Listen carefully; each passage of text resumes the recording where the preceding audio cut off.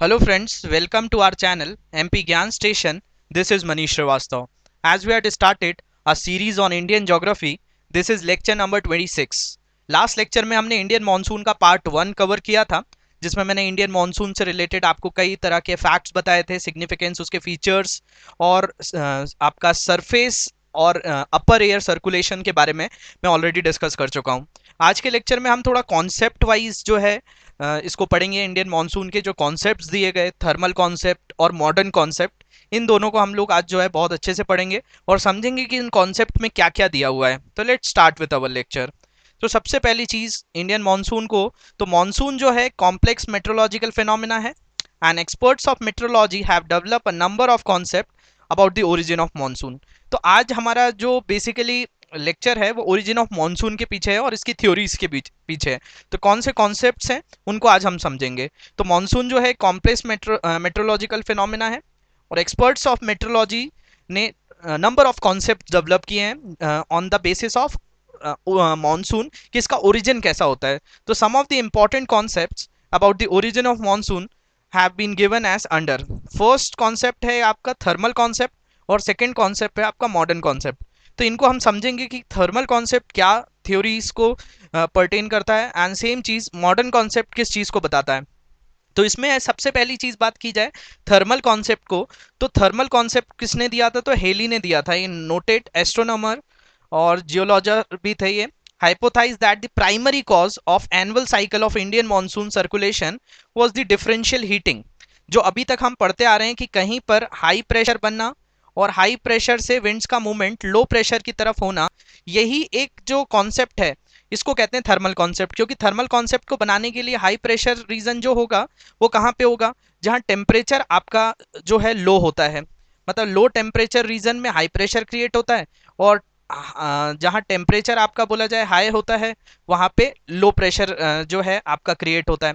तो basically winds का movement high pressure to low pressure होता है। तो इस थ्योरी को जो बताया गया उसी को कहा जाता है थर्मल कॉन्सेप्ट। तो हेली ने जो बताया था वो यही बताया था कि जो प्राइमरी कॉज है annual cycle Indian monsoon circulation की, वो है differential heating of land and sea. कभी लैंड गर्म हो जाता है, कभी सी गर्म हो जाता है। तो बेसिकली जो चीज जो है आपकी हीट होती है वहां लो प्रेशर होता है, तो विंड्स का मूवमेंट उस तरफ हो जाता है। तो according to this concept monsoon are the extended land breeze and sea breeze on a large scale.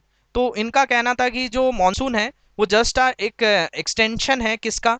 Land breeze और सी ब्रीज का।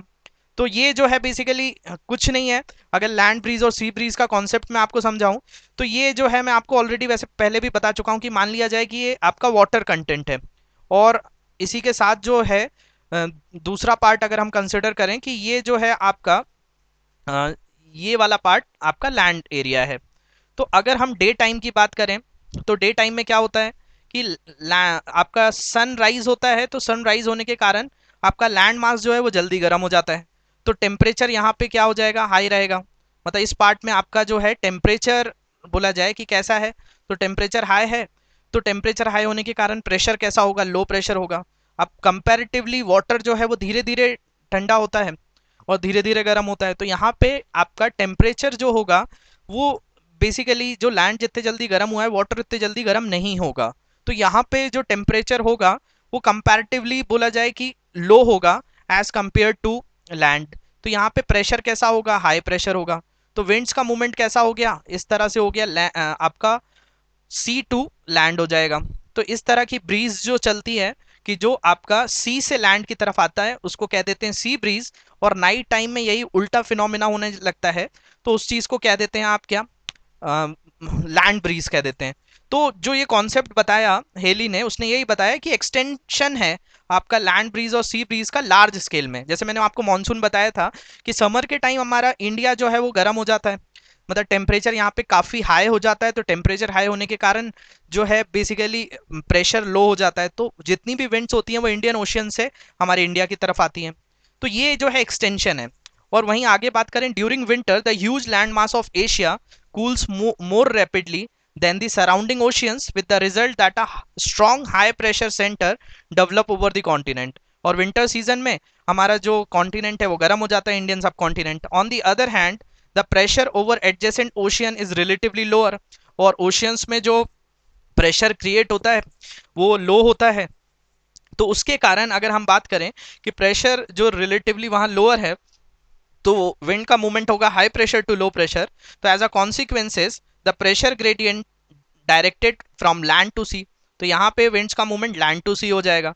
Therefore there is an outflow of air from the continental landmass toward the adjacent ocean, so it brings cold dry air towards the low latitudes। और in summer यही चीज opposite हो जाती है। तो in the summer the temperature and the pressure condition are reverse. Now the huge land mass of Asia heats quickly and develop a strong low pressure centre, तो वो जो है लो प्रेशर सेंटर बना लेता है। और उसके कारण moreover the poleward shift of the intertropical convergence zone, जो मैंने आपको बताया भी था लास्ट लेक्चर में, ITCZ जो है वो आपका जो है पोलवर्ड शिफ्ट होने लगता है। मतलब ये इंडिया के से जो है आपका 24 डिग्री नॉर्थ लैटिट्यूड के आसपास जो है मूव कर जाता है। तो position over southern Asia reinforces the thermally induced low pressure centre, तो ये जो है आपका लो प्रेशर सेंटर बना देता है। And the pressure of the adjacent ocean is being high, तो a sea to land pressure gradient is established and the surface air is therefore from high over the oceans toward the low over the heated land। तो यहाँ से air that is attracted into the centers of low pressure from the oceans in the warm moist। तो ये जो है इन्होंने यही बताया कि समर सीजन में जो मानसून आता है वो यही होता है कि बेसिकली ओशियंस का part high pressure region create करता है और लैंड मास जो है लो प्रेशर रीजन क्रिएट करता है। तो वहां से वार्म और मॉइस्ट एयर जो है वो आपकी कहाँ आ जाती है, लैंड को आ जाती है। लेकिन इस हेली के कॉन्सेप्ट को बाद में क्रिटिसाइज किया गया और इसके क्रिटिसाइज करने के कुछ जो है रीजंस थे, तो उनको हम समझते हैं कि किस बेसिस पर इनकी थ्योरी को क्रिटिसाइज किया गया है। तो सबसे पहले हेली ने यही बताया कि कहीं हाई प्रेशर बनेगा, लो प्रेशर बनेगा, तो इसलिए मानसून आ जाता है। तो इनकी सबसे पहली चीज जो एक फेल हुई, क्रिटिसाइज जो इनको किया गया, it fails to explain the intricacies of monsoon such as sudden burst of monsoon. तो ये उस रीजन को नहीं दे पाए थे कि हाई प्रेशर लो प्रेशर तो होता है, लेकिन जो इंडिया में जैसे आप सुनते हैं 1 जून को केरला में मानसून आ जाता है, तो वो बर्स्ट ऑफ मानसून क्यों होता है, इसके अलावा ब्रेक इन मानसून क्यों होते हैं, और special and temporal distribution of monsoon क्यों होता है, किसी जगह पे मानसून जो है वो ज्यादा है, किसी जगह कम है। तो इस चीज को एक्सप्लेन नहीं कर पा रहा था कौन, आपका हेली। इसके अलावा low pressure areas are not stationary, और इसमें जो है आप देख रहे थे कि ITCZ पहले कभी इंडिया के एकदम सदर्न जोन में बनता था और वो मूव होते होते इंडिया के सेंट्रल जोन में आ जाता है। तो आपका जो लो प्रेशर एरियाज है वो स्टेशनरी नहीं है, और rainfall is not only conventional but mix of orographic, cyclonic and conventional rainfall. अब इसके हिसाब से तो जो रेनफॉल होनी चाहिए वो कन्वेक्शनल रेनफॉल होनी चाहिए, लेकिन जो रेनफॉल एक्चुअल में होती है वो ओरोग्राफिक टाइप की भी होती है, साइक्लोनिक टाइप की भी होती है और कन्वेक्शनल टाइप की भी होती है। तो इन सब रीजंस को जो है हेली एक्सप्लेन नहीं कर पा रहा था, इसलिए थर्मल कॉन्सेप्ट जो है वो पूरी तरह से इंडियन मॉनसून के फिनोमिना को नहीं बता पाता, इसलिए हमको यूज करना पड़ा मॉडर्न कॉन्सेप्ट। तो आज की क्लास में हमारा जो मेन फोकस है कि हमें मॉडर्न कॉन्सेप्ट सीखना है कि क्या मॉडर्न कॉन्सेप्ट है, तो हम उसको देखते हैं। तो recent concept about the origin of Indian monsoon जो है ये कब डेवलप हुआ, तो after world war second. After world war second the upper atmospheric circulation has been studied significantly. तो पहले तो सिर्फ सरफेस की बात हो रही थी, लेकिन आफ्टर सेकेंड वर्ल्ड वॉर हमने क्या किया, अपर सर्कुलेशन की भी बात की, जिसको जेट स्ट्रीम्स कहा जाता है। Significantly it is now believe that the differential heating of sea and land, केवल डिफरेंशियल हीटिंग मतलब कि आपका लैंड पार्ट गर्म हो जाना, सी पार्ट ठंडा हो जाना, या लैंड का जो है कोल्ड होना, सी लैंड का जो है कोल्ड होना और सी का हॉट होना, केवल यही एक फिनोमिना के कारण मानसून नहीं आता है। तो sea and land can't produce the monsoon circulation. Apart from it recent concept of monsoon rely heavily on the role of these factors. अब ये कौन कौन से फैक्टर्स हैं जिसपे मॉडर्न या रीसेंट कॉन्सेप्ट इंडियन मानसून का डिपेंड करता है, तो इसमें Himalayas and Tibetan plateau as a physical barrier and a source of high level heat, तो सबसे पहला ये फिनोमिना है। इसके अलावा circulation of upper air jet streams in the troposphere. Third जो है existence of upper air circumpolar whirl over north and south poles in the troposphere. इसके अलावा ऑकरेंस ऑफ एनसो, जिसको एल नीनो सदर्न ऑस्किलेशंस कहा जाता है, जो south Pacific ocean में होता है। इसके अलावा Walker cell in Indian ocean, and Indian ocean dipole. तो ये कुछ ऐसे फैक्टर्स हैं जो आपको रीसेंट कॉन्सेप्ट पढ़ने के लिए इन कॉन्सेप्ट को क्लियर करना पड़ेगा। तो मैं एक एक कॉन्सेप्ट आज की क्लास में आपको बताने वाला हूँ और ये सभी कॉन्सेप्ट हम जो है आज ही के लेक्चर में इसको कवर कर लेंगे। तो ये काफ़ी इंटरेस्टिंग पार्ट है और थोड़ा सा ट्रिकी पार्ट है, थोड़ा सा इसमें कॉन्सेप्ट्स भी हैं। तो इन सभी पार्ट्स को बहुत अच्छे से देखिएगा तो आपको ये पूरा लेक्चर अच्छे से समझ में आएगा और इंडियन मॉनसून के ऊपर आप मेंस राइटिंग में भी बहुत अच्छे से जो है फिनोमिनास दे सकते हैं। तो सबसे पहली बात करते हैं रोल ऑफ हिमालयस और तिब्बतन प्लेट्यू क्या है। तो in 1970s it was found that Tibet plateau play a crucial role in initiating the monsoon circulation. तो 1970s के आसपास हमें पता चला कि जो तिब्बत प्लेट्यू है एक बहुत बड़ा रोल प्ले करता है हमारे मॉनसून सर्कुलेशन में। अब क्यों करता है? The plateau of Tibet extend over an area of about 4.5 million lakh square kilometre. जो तिब्बत प्लेट्यू है वो इतने एरिया में फैला हुआ है, लगभग 4.5 लाख मिलियन स्क्वायर किलोमीटर, और एवरेज हाइट जो इस हाईलैंड की है वो अराउंड 4000 मीटर है। इसलिए तिब्बत प्लेट्यू जो है वर्ल्ड का सबसे हाईएस्ट प्लेट्यू है और due to its enormous height it receives 2 to 3 degree Celsius more isolation than the neighbouring areas. और ये एरिया ऐसा है, जैसा मैंने आपको बताया कि लैंड मास जो होता है बहुत जल्दी गर्म होता है और बहुत जल्दी ठंडा होता है। तो इसकी हाइट ज़्यादा है, तो जब इंसोलेशन होता है, इंसोलेशन मतलब हीट को एब्जॉर्ब करना, तो ये जो है इसकी हाइट के कारण ये ज़्यादा जो है एब्जॉर्ब कर पाता है नेबरिंग एरिया से। तो heating of these area led to a clockwise air circulation in the middle troposphere and two wind streams originate from this area. और यहाँ से दो जो है विंड स्ट्रीम्स ओरिजिनेट होती हैं। One of these winds blow southward and develops into the tropical jet streams.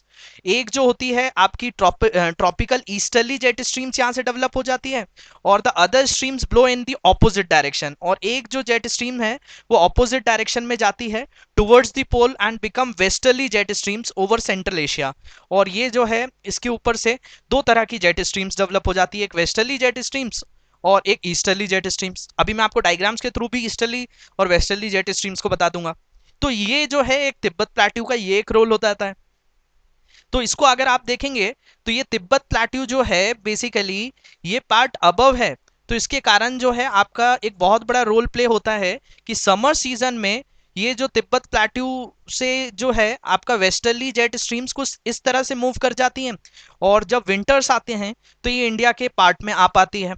और जो समर सीजन में ही ये चीज़ क्या होती है, जो वेस्टर्ली जेट स्ट्रीम्स यहाँ पे आती हैं और ये रिवर्स होकर कुछ इस तरह से वापस लौटती है।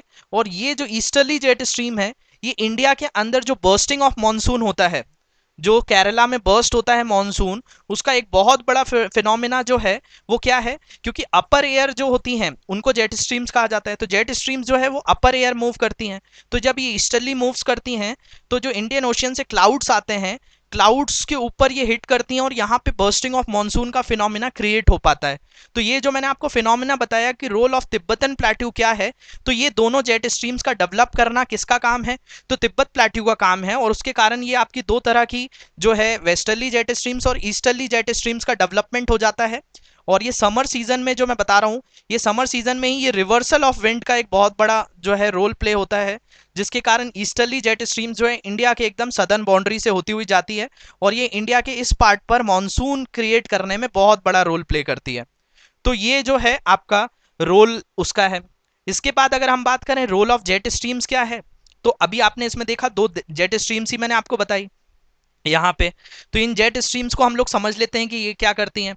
तो as already discuss, sub tropical westerly jet streams is bifurcated by highland Tibet in winters. तो ये जो है आपका विंटर सीजन में बाइफर्केट हो जाती है। अब ये देख पा रहे होंगे इस पे यहाँ पे लिखा हुआ है कि western jet streams in winter. तो ये विंटर्स में ये वाला जो पार्ट है इंडिया के नॉर्दर्न पार्ट पे आ जाता है। तो यहाँ पे अगर हम देखें कि northward branch extend up to 20 degree north to 35 degree north and the tropical easterly jet streams that branch off from anticyclone develop over Tibet sometime reaches to the tip of the peninsular plateau. Apart from this, jet speed winds are also reported over the other parts of the peninsular. तो ये जो आपका नीचे side आपको दिख रही हैं, इनको मैं आपको फिर से समझा रहा हूँ। एक तो ये बोला गया बाइफर्केट होकर अपर पार्ट पे चली गई और यही जो है आकर आपका टिप जो है ये बेसिकली ये पेनिनसुला वाला रीजन जो है इस पर आ जाती है। तो हमने वही फैक्टर यहाँ बात की है कि apart from this jet speed winds also are reported over other parts of peninsula, and this jet descend over the Indian Ocean and intensify high pressure cell known as Mascarene high।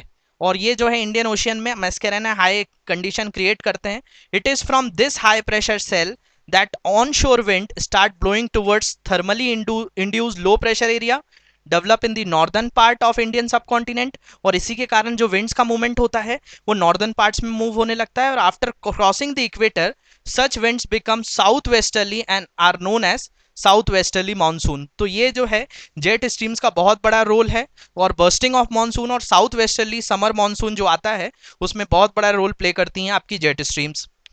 इसके बाद हम बात करें role of ENSO क्या है। तो ENSO का मैं फुल फॉर्म बताऊं आपको, तो एनसो का फुल फॉर्म होता है एल नीनो सदर्न ऑस्किलेशन। तो Indian monsoon is also influenced by El Nino southern oscillations and Somalian currents. तो इन पर भी डिपेंड करता है। We know that El Nino is the reversal of normal condition in the Pacific ocean sea surface temperature. अब ये क्या होता है एल नीनो? तो एल नीनो जो है रिवर्सल है एक नॉर्मल कंडीशन का, जिसके कारण पैसिफिक ओशियन में जो है सरफेस टेम्परेचर बढ़ जाता है, और आपका जो पेरू का कोस्ट है वहां पे बहुत रेनफॉल होती है, और इंडिया में मानसून जो है एल नीनो ईयर में बहुत कम आता है, मतलब हमारे यहाँ ड्रॉट हो जाता है। Though there is no direct relation between bad monsoon and El Nino, but both are generally associated. मतलब जब भी एल नीनो होता है तो इंडिया में मानसून खराब होगा ही होगा, ये आपको चीज पकड़ कर रखनी है। There are years when India face severe drought, और कुछ ऐसा टाइम भी हुआ है जब इंडिया ने बहुत सीवियर ड्रॉट कंडीशन फेस करी है, and those are not El Nino years and vice versa. तो ऐसा भी कई बार हुआ है कि एल नीनो के जो है आप जो है एल नीनो ईयर नहीं है और हमारे यहाँ तो भी ड्रॉट पड़ गया है, लेकिन मोस्टली केसेस में जो है एल नीनो आने पर आपका जो है इंडिया में बैड मानसून होता है। अब southern oscillations is the sea saw pattern of atmospheric pressure between eastern and western Pacific ocean. तो एक सी सॉ पैटर्न होता है जो ईस्टर्न और वेस्टर्न पैसिफिक ओशियन में होता है। The oscillation has a period varying from 2 to 7 years, और ये हर 2 से 7 साल में ये कंडीशन होती है।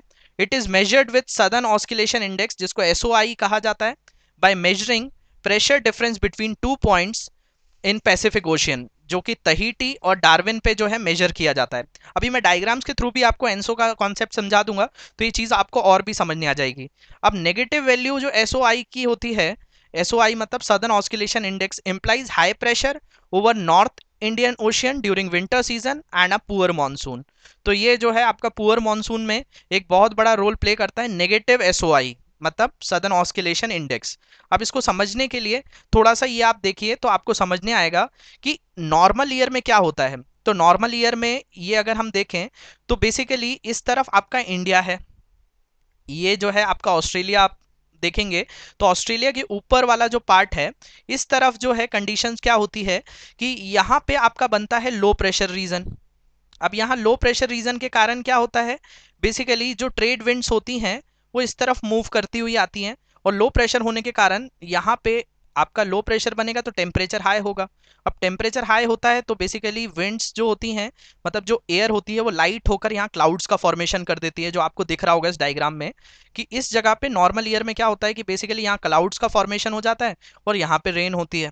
अब इस ईयर को कहा जाता है आपका क्या, तो ये जो है आपका बेसिकली नॉर्मल ईयर है, जिसके कारण ऑस्ट्रेलिया के बोला जाए वेस्टर्न कोस्ट पर काफ़ी रेनफॉल होती है। लेकिन एल नीनो ईयर में क्या होता है, एल नीनो ईयर में बेसिकली आपका जो कंडीशन है वो शिफ्ट होकर पेरू के कोस्ट पर जो है यहाँ पे लो प्रेशर रीजन क्रिएट हो जाता है, और यहाँ पे क्लाउड्स का फॉर्मेशन होता है। तो यहाँ पे आपका एक्सट्रीम जो है लो प्रेशर रीजन क्रिएट हो जाता है। अब एक्सट्रीम लो प्रेशर रीजन यहाँ क्रिएट होने के कारण अब ऑस्ट्रेलिया के बगल में इंडियन ओशियन है, तो वहाँ पे हाई प्रेशर रीजन क्रिएट होता है। तो जो मानसून इंडिया आना चाहिए था वो इंडिया की जगह कहाँ चला जाता है, आपका पेरू के कोस्ट पे चला जाता है। तो उसके कारण जो ये कंडीशन क्रिएट होती है उस इस चीज़ को आप एल नीनो ईयर कहते हैं, और एल नीनो ईयर के कारण आपके यहाँ मानसून डिस्टर्ब हो जाता है। तो इसमें एक बहुत बड़ा जो है ड्रॉबैक है आपका रोल एनसो और मतलब एल नीनो और सदर्न ऑस्किलेशन का, जिसके कारण जो है बेसिकली पूरा सर्कुलेशन होने के कारण इंडिया के अंदर मानसून जो है वो बहुत ज़्यादा जो है बोला जाए डिस्टर्ब हो जाता है। अब बात करें सोमालियन करंट की। अब सोमालियन करंट जो है changes it direction of flow after every 6 months. अब सोमालिया अगर हम देखें तो कहाँ पर है, तो जो आपका अफ्रीका है उसमें है। तो अफ्रीका मतलब अरेबियन सी को टच करता है, और वहां पे जो सोमालियन करंट है वो अपनी डायरेक्शन चेंज करता है हर 6 मंथ में। And during the north east monsoon, जब इंडिया में नॉर्थ ईस्ट मानसून आता है तो सोमाली करंट जो फ्लो होते हैं वो साउथ वेस्ट होते हैं।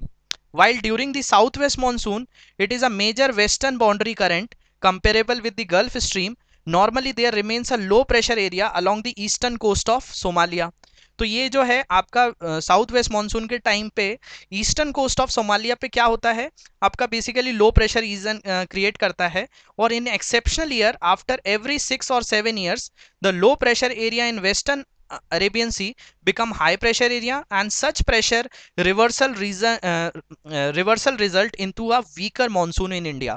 और ये 2 से 7 साल में एक और जो कंडीशन हमें खराब करती है वो है सोमालियन करंट। सोमालिया पे जो है मानसून ज़्यादा आ जाता है इंडिया के आने की जगह, तो उसके कारण भी जो है हमारे यहाँ बहुत सारा मानसून डिस्टर्ब होता है और हमारे यहाँ रेनफॉल प्रॉपर नहीं होती है। तो ये 2 कॉन्सेप्ट आप याद रखिए, एक सदर्न ऑस्किलेशन और एक एनसो का। तो एल नीनो मैंने यहाँ बताया, और सोमालिया के कारण इंडिया के अंदर वीकर मानसून आता है। इसके बाद कॉन्सेप्ट पढ़ते हैं हम वॉकर सेल का। अब ये वॉकर सेल और ये सब चीज़ें आपस में इंटरकनेक्टेड हैं।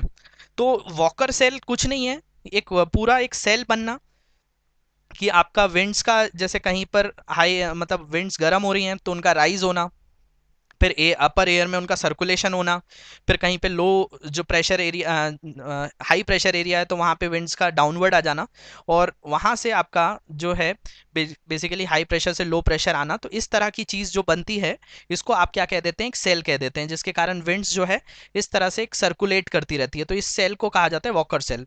तो वॉकर सेल कहाँ ऑब्जर्व होता है इसको देखते हैं। तो it is observe that there is an east west atmospheric circulation over the tropical ocean regions, and such circulation in Pacific ocean is generally called Walker cell. और जब ये पैसिफिक ओशियन में होता है तो इसको आप क्या कह देते हैं, वॉकर सेल कह देते हैं। However, many scientists use the term Walker cell for all east-west circulation in different oceans. जो भी ईस्ट-वेस्ट सर्कुलेशन होता है उसको वो वॉकर सेल कह देते हैं। अब वॉकर सेल किससे एसोसिएटेड है, तो it is associated with southern oscillations and it strength fluctuates with that of southern oscillation index. और ये जो है पूरा फ्लक्चुएट होता है एसओआई से। अब कभी पॉजिटिव एसओआई होता है, कभी नॉर्मल एसओआई होता है, कभी नेगेटिव एसओआई होता है।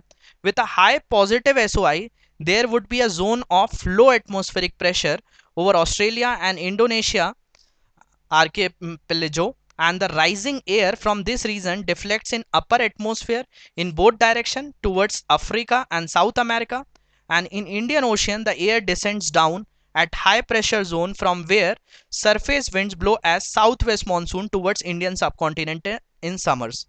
Or during La Nina, Indian Ocean branch of Walker cell get strengthened and surface winds are more intense. और ला लीना कंडीशन जो है जनरली एसोसिएट होती है गुड मानसून से। एल नीनो जो है बैड मानसून है, और ला लीना जो है वो एक तरह का गुड मानसून है। अब ये जो चीज़ है मैंने आपको एक पॉजिटिव एसओआई के लिए बताया है और एक जो है नेगेटिव एसओआई के लिए बताया है। तो ये मैं आपको थोड़ा डायग्राम से समझाऊंगा तो आपको समझ में आएगा। ये देखिए, ये सबसे पहले हाई जो है पॉजिटिव एसओआई जो है ये कह रहा है there would be a zone of low atmospheric pressure, कहाँ पे, ऑस्ट्रेलिया और इंडोनेशिया पे। तो राइजिंग एयर जो है वो डिफ्लेक्ट होती है अपर एटमॉस्फेयर और बोथ डायरेक्शन में होती है। कहाँ कहाँ, अफ्रीका की तरफ भी हो जाती है और साउथ अमेरिका की तरफ भी हो जाती है। और इंडियन ओशियन में जो है वो हाई प्रेशर जोन क्रिएट होता है from where surface wind blow south west monsoon toward Indian subcontinent in summers. और यही जो है इंडिया में साउथ वेस्ट मानसून आ जाता है समर्स में। और during La Nina Indian ocean branch of Walker cell get strengthen and surface winds are more intense, और इसके कारण इंडिया में बहुत अच्छी है जो है मानसून आता है। अब इसको डायग्राम से देखते हैं। अब देखिए होता क्या है कि आपका ये जो है नॉर्मल ईयर की कंडीशन है और एक जो है एबनॉर्मल ईयर की कंडीशन है। ये नॉर्मल ईयर को ही आप ला नीना कहते हैं। अब देखिए इसमें क्या होता है, बेसिकली यहाँ पे बनता है आपका हाई प्रेशर और यहाँ पे बनता है आपका लो प्रेशर। अब लो प्रेशर के कारण विंड्स का मूवमेंट कैसा होता है, इस तरफ होता है, हाई प्रेशर से लो प्रेशर। और ऑस्ट्रेलिया के इस ईस्टर्न कोस्ट पर क्लाउड्स का फॉर्मेशन होता है, विंड्स ऊपर जाती हैं, तो कुछ विंड्स इस तरफ चली जाती हैं और कुछ विंड्स हमने अभी पढ़ा था कि कुछ इस डायरेक्शन में चली जाती हैं। तो इस डायरेक्शन में जाने के कारण ये इंडिया की तरफ जो हाई प्रेशर रीजन क्रिएट होता है वो इंडियन मानसून को स्ट्रेंथन कर देता है। अब ये जो विंड्स है ये आपका यहाँ से आपका हाई प्रेशर की तरफ आ जाती है, तो ये एक सेल बनाती है जिसको वॉकर सेल कहा जाता है। तो एबनॉर्मल ईयर और नॉर्मल ईयर में ये विंड्स का मूवमेंट इस तरह से होता है और ये इंडियन मानसून में ये बहुत अच्छे से मानसून क्रिएट होता है।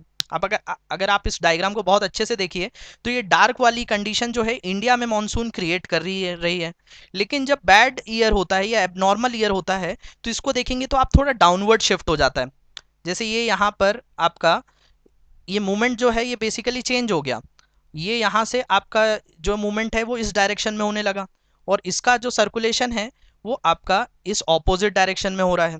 तो इस ऑपोजिट डायरेक्शन में होने के कारण बेसिकली क्या होता है आपका यहाँ पर भी इंडिया में मॉनसून नहीं आ पाता और ये बैड मॉनसून ईयर क्रिएट कर देता है, जिसके कारण इंडिया जो है रेनफॉल रिसीव नहीं करता है। तो during appearance of El Nino और नेगेटिव एसओआई, और यही चीज़ को नेगेटिव एसओआई कहा जाता है।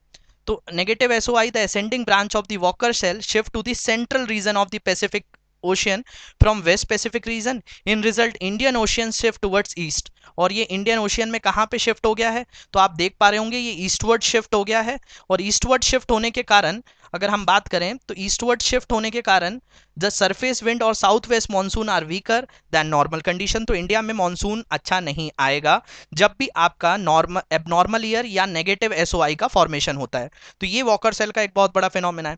इसके बाद अगर हम बात करें इंडियन ओशियन डाइपोल, अब ये इंडियन ओशियन डाइपोल भी बहुत इंपॉर्टेंट फिनोमेना है और लास्ट फिनोमेना है। इस फिनोमेना के बाद जो है हमारा ये सभी कॉन्सेप्ट हो जाएंगे। तो आपका इंडियन ओशियन डाइपोल की बात करें तो इसको बोला जाता है इंडियन नीनो, जो कि कपल्ड है किससे, ocean atmospheric phenomena in the Indian ocean. अब इसको कैसे डिफाइन करते हैं तो it is defined by the difference in sea surface temperature between two areas. मतलब सी के अंदर दो अलग अलग एरियाज में डिफरेंस ऑफ टेम्परेचर है।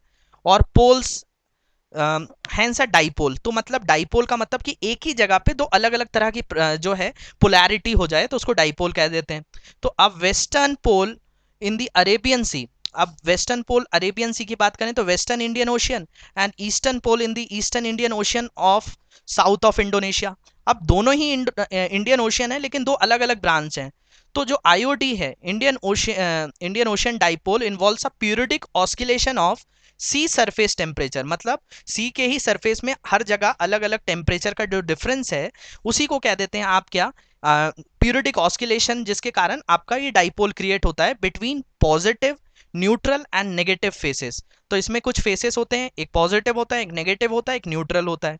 तो पॉजिटिव फेस सी greater than average sea surface temperature, और जो पॉजिटिव होता है इसको थोड़ा सा समझिए आप अच्छे से कि जब पॉजिटिव फेस होता है तो sea is greater than average sea surface temperature, मतलब जो सी का जो है हम लोग जो सरफेस टेम्परेचर होता है वो एवरेज से ज़्यादा हो जाता है and greater precipitation in western Indian ocean region. और इसके कारण जो है आपका वेस्टर्न इंडियन ओशियन में ज़्यादा रेनफॉल प्रेसिपिटेशन होता है with a corresponding cooling of waters in the eastern Indian Ocean, which tends to cause drought in adjacent land areas of Indonesia and Australia। तो जब भी आपका वेस्टर्न इंडियन ओशियन में जो है आपका एवरेज से ज़्यादा टेम्परेचर होगा सी का, तो हमारे इंडिया में तो अच्छी रेनफॉल होती है लेकिन इंडोनेशिया और ऑस्ट्रेलिया में जो है आपका बैड मॉनसून हो जाता है, ड्रॉट कंडीशन हो जाती है, सूखा पड़ जाता है। लेकिन जब negative phase of Indian ocean dipole brings about the opposite condition with warmer water and the greater precipitation in eastern Indian ocean and cooler and drier condition in the west, और कूल और dry condition हो जाती है waste में। अब इसको हम लोग जो है इस डायग्राम से देख लेते हैं। तो अब जैसे पॉजिटिव डाइपोल है तो पॉजिटिव डाइपोल होने के कारण बेसिकली आप देख रहे हैं कि इस रीजन में रेनफॉल अच्छी होती है। अब ये जो है आप देखिए इसमें यहाँ पे इंक्रीज कन्वेक्शन हो जाता है, और कन्वेक्शन होने पर ये जो है क्लाउड्स का फॉर्मेशन हो जाना। कन्वेक्शन का मतलब अगर आपको नहीं समझ में आ रहा है तो बस इतना समझना है किसी जगह के लैंड जो है वार्म होना, और जब भी लैंड वार्म होता है तो एयर क्या होती है उठकर ऊपर जाने लगती है। अब एयर ऊपर जाएगी तो ओशियन में वाटर है तो वाटर को भी साथ में लेके जाएगी और कंडेंसेशन के प्रोसेस के कारण क्लाउड बन जाएगा, और क्लाउड जो है यहाँ पे रेनफॉल क्रिएट करेगा। तो इंडियन ओशियन डाइपोल में जो है ये कंडीशन क्रिएट होती है जिसके कारण जो है आपका जो वेस्टर्न रीजन है, यहाँ रेनफॉल बहुत अच्छी होती है जिससे इंडिया भी एसोसिएटेड हो जाता है, तो इसको इंडियन ओशियन का पॉजिटिव फेस कहा जाता है। जब नेगेटिव फेस होता है तो ये जो है आपका शिफ्ट किस तरफ हो जाता है रेनफॉल, आपका ऑस्ट्रेलिया और इंडोनेशिया के कोस्ट पे, तो यहाँ पे इंक्रीज कन्वेक्शन होता है और यहाँ पे कूलर देन नॉर्मल कंडीशन होती है, और यहाँ पे कूलर देन नॉर्मल कंडीशन आपकी पॉजिटिव फेस में और यहाँ पे नेगेटिव फेस में। तो इस तरह से इस डायग्राम को आप देखेंगे तो दोनों फेस आपको समझने आ जाएंगे, इस तरह शिफ्ट हो जाता है। अब इसी में अगर हम बात करें तो आईओडी का क्या एस्पेक्ट है, तो IOD is one aspect of general cycle of global climate interacting with similar phenomena like El Nino southern oscillation in Pacific ocean, और पॉजिटिव और negative IOD both has been seen coupled with La Nina, और ये दोनों जो है लालीना के साथ coupled होती हैं। Thus there is no direct correlation between IOD and ENSO, तो एनसो और आईओडी के बीच में कोई डायरेक्ट रिलेशन नहीं है। IOD also effect the strength of monsoon over the Indian sub continent, और जो इंडियन सब कॉन्टिनेंट है उस पर आईओडी का बहुत इफेक्ट होता है। Positive IOD which is associated with warm sea surface temperature of western Indian ocean is favourable for monsoon in Indian sub continent. तो ये वाले जो डायग्राम मैंने बताया है, ये वाले जब पॉजिटिव फेस होता है तो इससे इंडिया को फायदा होता है, और जब ये नेगेटिव फेस होता है तो इससे इंडिया में रेनफॉल कम होती है। तो हमारे लिए जो मॉनसून के लिए है वो इंडियन ओशियन डाइपोल का पॉजिटिव फेस जरूरी है, नेगेटिव फेस में हमारे यहाँ ड्रॉट पड़ेगी, लेकिन एनसो और आईओडी के बीच में कोई डायरेक्ट रिलेशन नहीं है। तो होप ये सभी फैक्टर्स आपको समझने आए होंगे, काफ़ी इंपॉर्टेंट टॉपिक है, इसको आपको 2-3 बार देखना पड़ेगा तब जाकर आपको ये चीज़ें क्लियर होंगी। अगर आपको हमारे लेक्चर्स अच्छे लग रहे हैं तो कमेंट सेक्शन में हमको ज़रूर बताइए, और किसी भी तरह के कोई डाउट्स हैं, सजेशंस हैं तो वो आप दे सकते हैं। Thank you very much for watching this lecture.